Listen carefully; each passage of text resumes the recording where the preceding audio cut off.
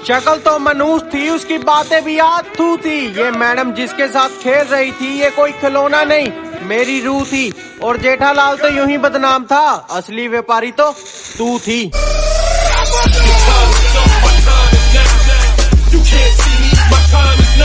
कहती बातें बहुत अच्छी करते हो, मैंने कहा धन्यवाद। कहती मिलोगे कब, मैंने कहा सदियों बाद। कहती तुम प्यार बारे क्या सोचते हो, मैंने कहा पैसा बर्बाद।